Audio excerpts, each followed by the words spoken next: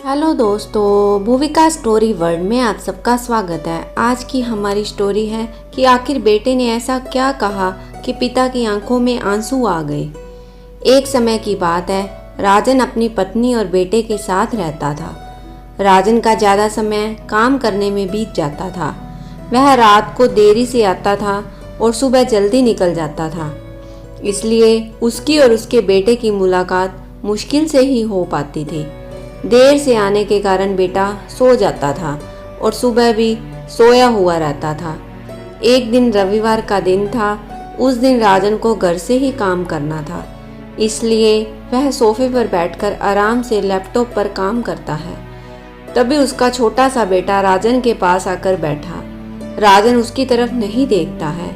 बेटा कहता है कि पापा, मैं आपसे एक बात पूछना चाहता था।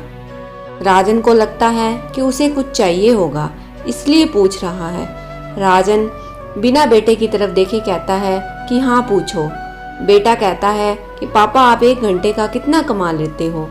राजन को गुस्सा आता है। वह कहता है कि तुम्हें क्या करना है इस बात से।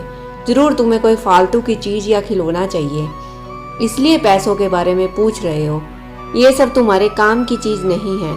जाओ, जाकर सो जाओ और मुझे मेरा काम करने दो। बेचारा बेटा चुपचाप जाकर अपने कमरे में सो जाता है।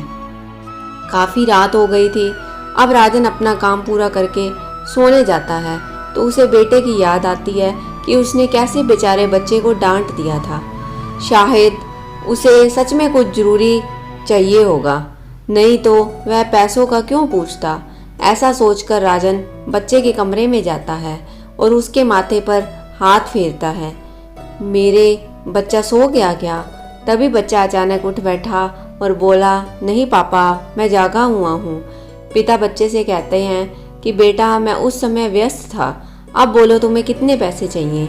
बेटा कहता है कि मुझे पैसे नहीं चाहिए, आप बस मुझे इतना बता दीजिए कि आप एक घंटे का कितना कमा लेते हैं। पिता कहता है कि मैं 1 घंटे में 100 रुपये कमाता हूँ। बेटा झट से उठकर अपने गुल्लक को तोड़कर उसमें से 100 रुपये निकाल कर लाया और पिता को दिए और बोला, ये लो 100 रुपये, क्या आप अपना 1 घंटा मेरे साथ बिता सकते हैं? ये सुनकर पिता हैरान हो गया। उसे मन ही मन बहुत शर्मिंदगी महसूस हुई। आज से ही उसने अपने मन में ठान ली थी कि वह अपना समय बेटे को भी देगा। उस रात दोनों बाप बेटे मिलकर खूब सारी बातें करते हैं। अब राजन समझ गया था कि परिवार के साथ वक्त बिताना कितना ज़रूरी है। काम करना और पैसे कमाना ज़रूरी है, लेकिन अपनों के साथ समय बिताना भी बहुत ज़रूरी है। दोस्तों, मेरी ये छोटी सी कहानी आप सबको कैसी लगी, कमेंट सेक्शन में कमेंट कीजिए। कहानी को लाइक एंड शेयर ज़रूर कीजिएगा और चैनल पर नए हैं तो चैनल को सब्सक्राइब करके बेल आइकन ज़रूर दबाइएगा। Thank you.